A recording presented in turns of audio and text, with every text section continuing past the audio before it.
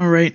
Hello, everybody. Welcome to a Volumetric Clouds shader tutorial or material tutorial from Pen Productions. I'm kidding. I'm kidding.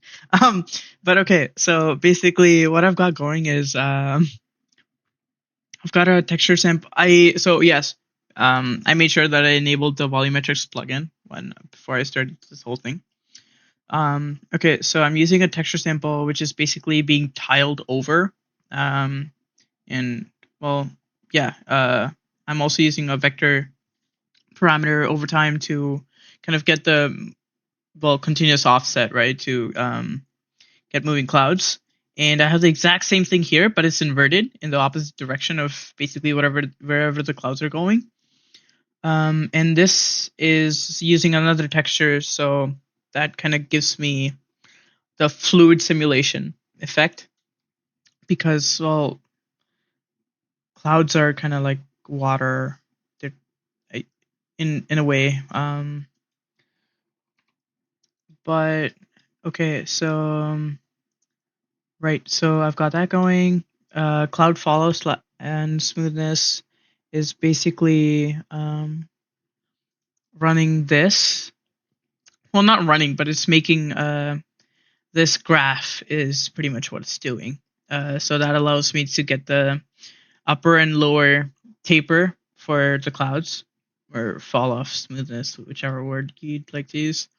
And for the Eye of the Storm, like up top right there, I'm using a flow map, which is this one right here, this one right here. It's also got masks on the blue and the alpha channel.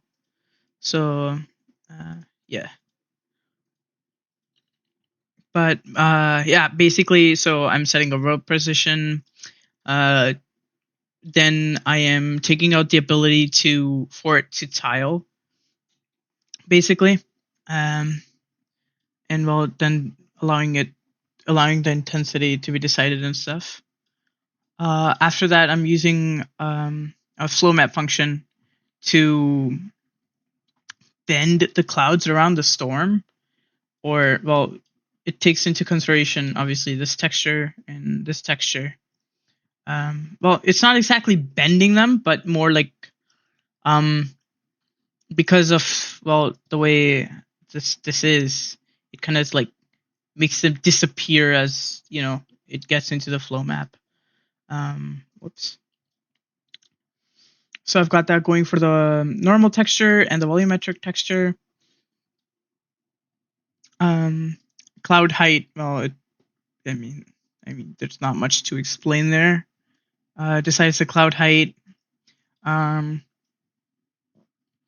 then yeah, basically mixing the flow map and because of those alpha channels. Sorry, not alpha channels, but the masks. I'm able to basically control the like how big the center gets or like the fall off. Um, and yeah, cloud density. Whoops. And this is it's a default um, thing that there is in volumetric shaders for clouds. I just kind of copy pasted it from the default material. Um, it's not necessary, so you can delete it if you'd like, but it's useful for making small changes. I still have to explore with this. I haven't really touched this at all. I've been more focused on getting the storm working and stuff. So, yes, there you go. I hope that was all the information you needed.